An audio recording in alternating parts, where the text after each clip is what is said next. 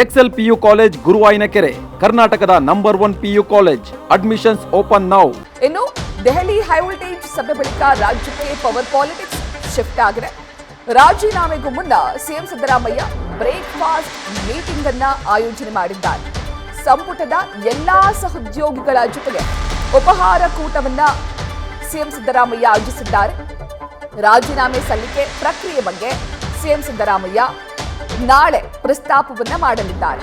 Breakfast ಬಳಿಕ CM ಸ್ಥಾನಕ್ಕೆ ಸಿದ್ದರಾಮಯ್ಯ ನಾಳೆ ರಾಜೀನಾಮೆಯನ್ನ ನೀಡಲಿದ್ದಾರೆ. ರಾಜ್ಯಪಾಲರ ಭೇಟಿ ಮಾಡಿ ಸಿಎಂ ಸಿದ್ದರಾಮಯ್ಯ ರಾಜೀನಾಮೆಯನ್ನ ಸಲ್ಲಿಕೆಯನ್ನ ಮಾಡಲಿದ್ದಾರೆ. ನೆನೆ ಇಡೀ ದಿನ ರಾಜ್ಯ ರಾಜಕಾರಣ ಒಂದು ರೀತಿ ದೆಹಲಿಗೆ ಶಿಫ್ಟ್ ಆದಂತಿತ್ತು. ಯಾಕಂದ್ರೆ ರಾಜ್ಯದ ರಾಜಕೀಯದ ಭವಿಷ್ಯವನ್ನ ನಿನ್ನೆ ದೆಹಲಿಯಲ್ಲಿ ಚರ್ಚಿಸಲಾಗ್ತಾ ಇತ್ತು. ಇನ್ನು ನಿನ್ನೆ ಸಿಎಂ ಸಿದ್ದರಾಮಯ್ಯ ರಾಜೀನಾಮೆಯನ್ನ ನೀಡೋದು ಫಿಕ್ಸ್ ಆಗ್ತಿದ್ದಾಗೆ ಇದೀಗ ಮತ್ತೆ ರಾಜ್ಯಕ್ಕೆ ರಾಜ್ಯ ರಾಜಕೀಯದ ಪವರ್ ಹೌಸ್ ಶಿಫ್ಟ್ ಆಗಿದೆ. ನಿನ್ನೆ ಸಿಎಂ ಸಿದ್ದರಾಮಯ್ಯ ಬೆಂಗಳೂರಿಗೆ ವಾಪಸ್ ಆಗಿದ್ದಾರೆ. ಇನ್ನು ನಾಳೆ ಬೆಳಗ್ಗೆ ಸಿಎಂ ಸಿದ್ದರಾಮಯ್ಯ ರಾಜೀನಾಮೆಯನ್ನ ಸಲ್ಲಿಸೋದಕ್ಕೂ ಮುನ್ನ ಸಹೋದ್ಯೋಗಿಗಳ ಜೊತೆಗೆ ಉಪಹಾರ ಕೂಟವನ್ನ ಆಯೋಜನೆಯನ್ನ ಮಾಡಿದ್ದಾರೆ. ತಮ್ಮ ನಿವಾಸದಲ್ಲಿ ತಮ್ಮ ಸಂಪುಟದ ಸಹೋದ್ಯೋಗಿಗಳ ಜೊತೆಗೆ ಉಪಹಾರವನ್ನ ಸಿಎಂ ಸಿದ್ದರಾಮಯ್ಯ ಸವಿಯಲಿದ್ದಾರೆ. ಅದಾದ ನಂತರ ಅವರು ರಾಜೀನಾಮೆಯನ್ನ ಸಲ್ಲಿಕೆಯನ್ನ ಮಾಡಲಿದ್ದಾರೆ.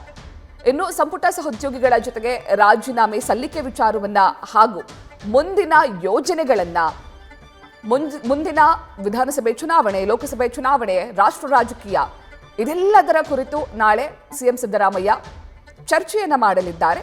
ಅದಾದ ನಂತರ ನೇರವಾಗಿ ರಾಜ್ಯಪಾಲರನ್ನ ಭೇಟಿ ಮಾಡಿ ತಮ್ಮ ಸಿಎಂ ಸ್ಥಾನಕ್ಕೆ ರಾಜೀನಾಮೆಯನ್ನ ಸಲ್ಲಿಸಲಿದ್ದಾರೆ. ಈ ಬಗ್ಗೆ ಹೆಚ್ಚಿನ ಮಾಹಿತಿಯನ್ನು ನೀಡ್ತಾರೆ ನಮ್ಮ ಪ್ರತಿನಿಧಿ ಮಂಜುನಾಥ್. ನಾಳೆ ರಾಜ್ಯದ ರಾಜಕೀಯದಲ್ಲಿ ಬಹುದೊಡ್ಡ ಬೆಳವಣಿಗೆಗಳಾಗುತ್ತೆ.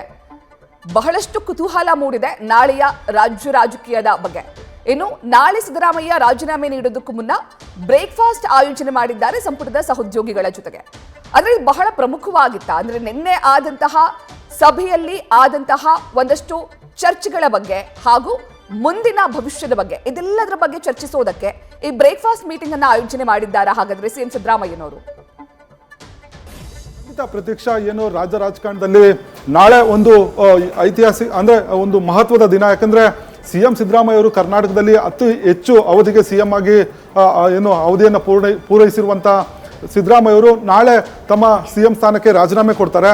ಈಗಾಗಲೇ ಏನು ಎಐಸಿಸಿ ನಾಯಕರ ಜೊತೆ ನಿನ್ನೆ ಮ್ಯಾರಥಾನ್ ಮೀಟಿಂಗ್ನಲ್ಲಿ ಒಂದಷ್ಟು ಚರ್ಚೆಗಳಾದರೂ ಭವಿಷ್ಯದ ದೃಷ್ಟಿಯಿಂದ 2028ರ ಚುನಾವಣೆ ದೃಷ್ಟಿಯಿಂದ ಹೈಕಮಾಂಡ್ ನಾಯಕರು ಒಂದಷ್ಟು ಸೂತ್ರಗಳನ್ನು ಕೂಡ ಸಿಎಂ ಸಿದ್ದರಾಮಯ್ಯ ಅವರಿಗೆ ಹೇಳಿರುವಂಥದ್ದು. ಜೊತೆಗೆ ಯಾರನ್ನ ನಾಯಕತ್ವದಲ್ಲಿ ಚುನಾವಣೆಗೆ ಹೋಗ್ಬೇಕು ಅನ್ನೋದ್ರ ಬಗ್ಗೆ ಸಾಕಷ್ಟು ಚರ್ಚೆ ಮಾಡಿದ್ರು. ಪ್ರಮುಖವಾಗಿ ಈ ಒಂದು ಸಂದರ್ಭದಲ್ಲಿ ಸಿಎಂ ಸಿದ್ದರಾಮಯ್ಯ ಅವರಿಗೆ ನೇರವಾಗಿ ಹೈಕಮಾಂಡ್ ನಾಯಕರು ಒಂದು ರಾಜ್ಯಸಭಾ ಒಂದು ಸ್ಥಾನವನ್ನು ಕೂಡ ಆಫರ್ ಮಾಡಿರುವಂಥದ್ದು. ಆದರೆ ಇದನ್ನು ತಿರಸ್ಕರಿಸಿರುವಂತಹ ಸಿದ್ದರಾಮಯ್ಯ ಅವರು 2-3 ದಿನಗಳಲ್ಲಿ ತಮ್ಮ ಆಪ್ತರ ಜೊತೆ ಚರ್ಚೆ ಮಾಡಿ ತಿಳಿಸ್ತೇನೆ ಅನ್ನೋ ಮಾತನ್ನ ರಾಹುಲ್ ಗಾಂಧಿ ಅವರಿಗೆ ಹೇಳಿರುವಂಥದ್ದು. ಆದರೆ ಇಲ್ಲಿ ಸಿಎಂ ಸಿದ್ದರಾಮಯ್ಯ ಅವರು ನಾಳೆ ರಾಜೀನಾಮೆ ಅಂದ್ರೆ ಸಿಎಂ ಸ್ಥಾನಕ್ಕೆ ರಾಜೀನಾಮೆ ಕೊಡಲಿಕ್ಕೆ ತೀರ್ಮಾನವನ್ನು ತೆಗೆದುಕೊಂಡಿದ್ದಾರೆ. ಅದಕ್ಕೂ ಮುನ್ನ ಒಂದು ಬ್ರೇಕ್ಫಾಸ್ಟ್ ಮೀಟಿಂಗ್ ಅನ್ನ ಆಯೋಜನೆ ಮಾಡಲಿಕ್ಕೆ ತೀರ್ಮಾನವನ್ನು ತೆಗೆದುಕೊಂಡಿರುವಂಥದ್ದು.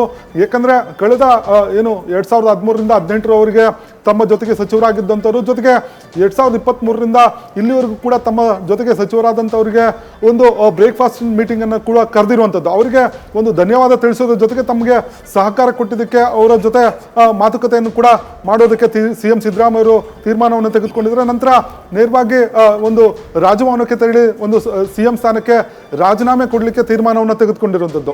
ಪ್ರಮುಖವಾಗಿ ಈ ಒಂದು ಬ್ರೇಕ್ಫಾಸ್ಟ್ ಮೀಟಿಂಗ್ ಆಯೋಜನೆ ಮಾಡಿರುವಂಥದ್ದು ತಮ್ಮ ಆಪ್ತ ಸಚಿವರಾಗಿರ್ಬೋದು, ಜೊತೆಗೆ ತಮ್ಮ ಕ್ಯಾಬಿನೆಟ್ ಸಚಿವರು ಯಾರಿದ್ದಾರೆ ಅವ್ರಿಗೆಲ್ಲರೂ ಕೂಡ ಚರ್ಚೆ ಮಾಡಿ ಏನು ಹೈಕಮಾಂಡ್ ನಾಯಕರು ಏನೆಲ್ಲ ಮಾಹಿತಿಗಳನ್ನು ಕೊಟ್ಟರು, ಜೊತೆಗೆ ಯಾವ ರೀತಿ ಒಂದು ಸಹಕಾರವನ್ನು ಕೊಟ್ಟರು, ಜೊತೆಗೆ ಇಷ್ಟು ದಿನ ತಮ್ಮ ಜೊತೆಗೆ ಏನು ಎರಡೂ ಅವಧಿಗಳ ಸರ್ಕಾರದಲ್ಲಿ ತಮ್ಮ ಜೊತೆಗೆ ಒಂದು ಸಹಕಾರ ಕೊಟ್ಟು ತಾವು ಕೂಡ ಸೇವೆ ಸಲ್ಲಿಸಿದ್ರೆ, ಹಾಗಾಗಿ ತಮ್ಮೆಲ್ಲರಿಗೂ ಕೂಡ ಧನ್ಯವಾದ ಅನ್ನೋ ಮಾತನ್ನು ಹೇಳೋದಕ್ಕೆ ಈ ಒಂದು ಬ್ರೇಕ್ಫಾಸ್ಟ್ ಮೀಟಿಂಗ್ ಅನ್ನು ಕರೆದಿದ್ದಾರೆ ಅನ್ನೋ ಒಂದು ಮಾಹಿತಿ ಈಗ ಲಭ್ಯ ಆಗಿರುವಂಥದ್ದು. ಪ್ರತೀಕ್ಷಾ, ನ್ಯೂಸ್ ಫಸ್ಟ್ ನಿರ್ಭೀತಿಯಿಂದ ನಿಮ್ಮ ಪರವಾಗಿ.